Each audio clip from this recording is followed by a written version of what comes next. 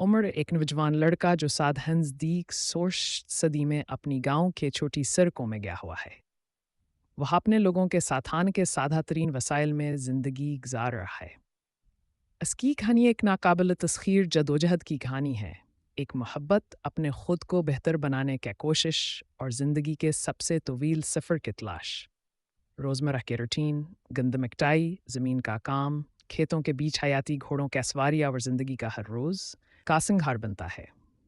अपने गांव के लोगों के साथ हर रोज़ गुजारने का अमल अमर को मौका देता है। कहो अपनी ज़िंदगी को महसूस करे, समझे और जाने कि कैसे इंसान ज़िंदगी का सफ़र तय करते हैं। हमारे हवाले का दौर है 20वीं सदी। वह हाहत जब कुछ अजीम सल्तनतों ने दुनिया की तारीख पर अपना फौला हाथ छोड़ा। सल्तनत आसमानिया यूरोप के दिल में एक आलमी कुतुब बन गई, जबकि दौर दौर अमरीकी बराज़म में मेक्सिको के आज़टी की तहज़ीब ने अपने फ़न व तहज़ीब से दुनिया को हैरान कर दिया। और फिर मुग़ल बादशाह जिन्होंने जनूबी एशिया में अपनी हुकूमत का आला मुतनाड व तकमील करने में गुजारी। यह नोहा है करता है यह ज़माने के आईने से जो हमें 20वीं सदी की वह मशहूर और मारूफ सल्तनतों की अरोज की आनी बताता है, जिन्होंने अपनी मासलत, फ़न वादब व तकनीकी तरक्की के ज़रिए दुनिया के नक्शा में अपनी जगह बेहतरीन अंदाज में महफूज की।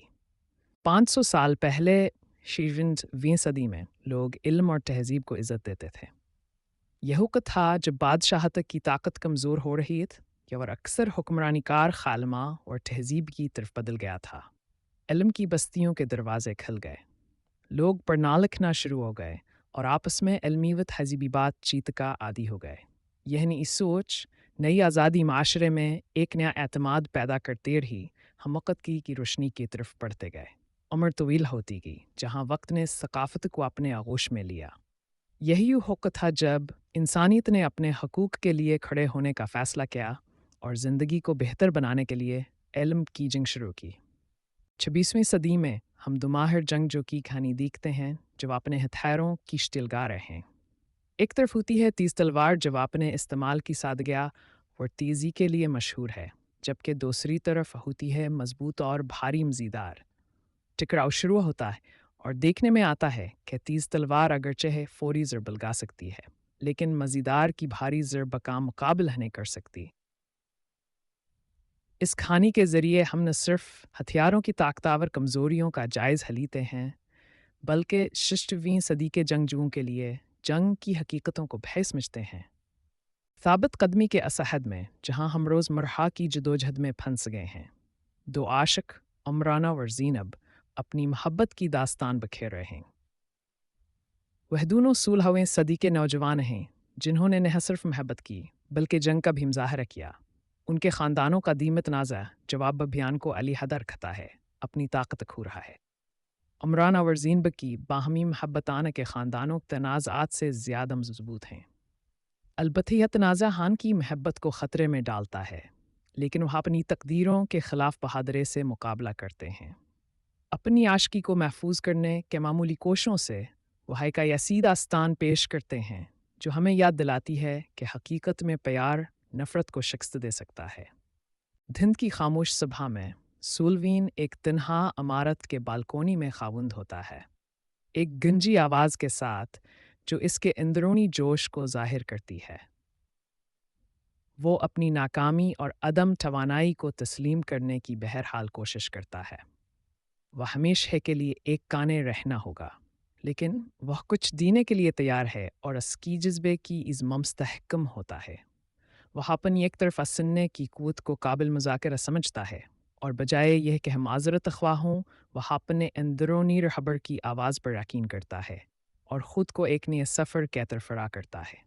सोलोविन जरत करता है क्योंकि वह जानता है कि हर कमीकमी ज़ोरी नहीं होती, बल्कि ये कुछ हासिरद है पॉलिसियों का बासपन।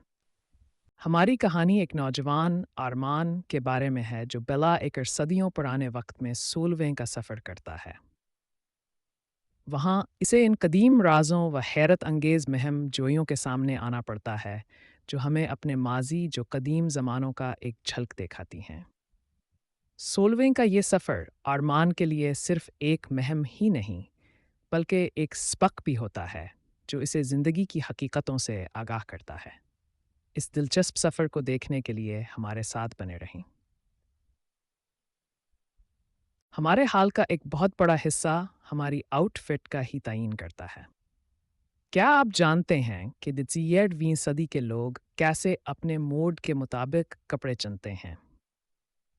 आज हम एक खोज में चले जाएंगे कैसे हमारे कपड़े हमारे एहसासात और हालात को अक्कासी करते हैं।